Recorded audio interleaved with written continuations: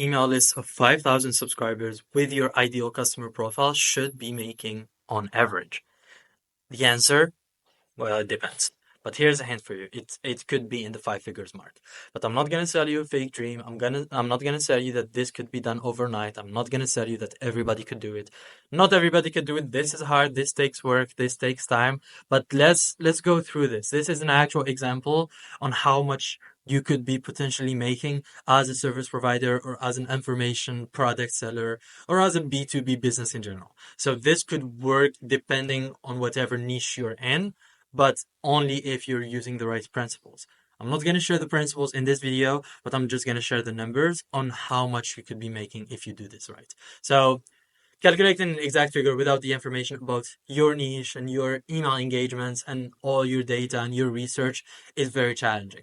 However, using general industry averages, we can make a rough estimate. So let's just assume here. Let's just assume you have a moderate engagement rate. People are replying to your emails, they are engaging with it, they are signing up to it and stuff like that.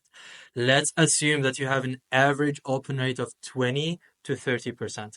That is very, very low. If you're a beginner email marketer, you would probably be having a higher number than this. So this could be done.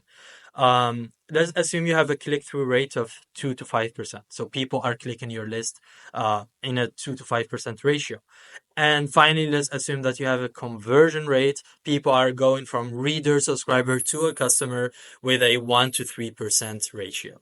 So let's also assume that an average revenue per conversion, again, this could be anything, but for illustration, let's just say it's $100 per sale. For an email list of 5,000 subscribers. Let's just assume that you have a 1 to 3% with a sale of $100 per person. So for a list of 5K subs, if you send a campaign, here's the data that you're going to get. 1,000 to 1,500 subs might open the email. 20 to 75 of those people might click a link. Or 20 to 75 people from those 1,500 subs could click a link or might click a link. And then 0.2 to 2.25 people or conversions might result from those clicks. So it could be like a half a person to 2.5 people in average turns into customers per campaign. So this would result in approximate of $20 to $225 per email campaign, assuming each conversion is worth, again, $100. So if we do a round number of how much you would be making from this kind of campaign per year, so if you send just one email a week, you would be making between $1,040 to $11,700 per year. So between 1K and 11K and $700 a year. But if you send 3 emails per week, and this is the interesting limiting belief overcome section of this video. A lot of people think that if I send too many emails, I'm going to bore my readers. If I send too many emails, they're not going to buy. If I send too many emails, they're going to click unsubscribe. Here's the theory of it. The more you send, this is the math, this is the logic, this is the data. The more you send, the more you make. So you would be making between $3K or $3,000 to $3,500 per year if you send 3 emails per week.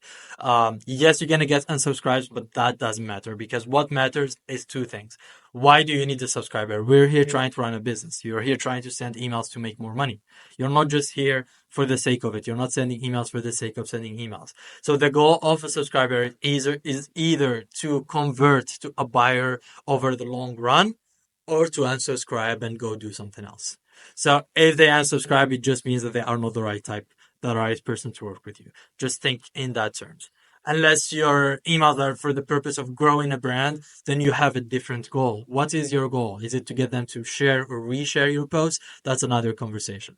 But here, the goal of this email or the goal of this business and why they are sending these emails is to make more money. So let's talk about the negative $0 ratio and how you could be making less than $0. So this could all be good numbers, but don't get it twisted. If your copywriting skills are bad, if you don't understand your ICP, if you don't know how to break their limiting beliefs, if you don't know how to create urgency, FOMO, and use your sales skills, if you don't know how to follow up with prospects, If you don't know how to create a 24/7 automated funnel, like if you don't know anything about what I'm saying right now, you would probably not make money. Because making money is a skill, not just an email skill, but a skill in general. So you will not just make $0, you will make a negative monthly recurring revenue because you will pay the email provider a failure fee for not knowing how to monetize your 5+ email list over a monthly basis.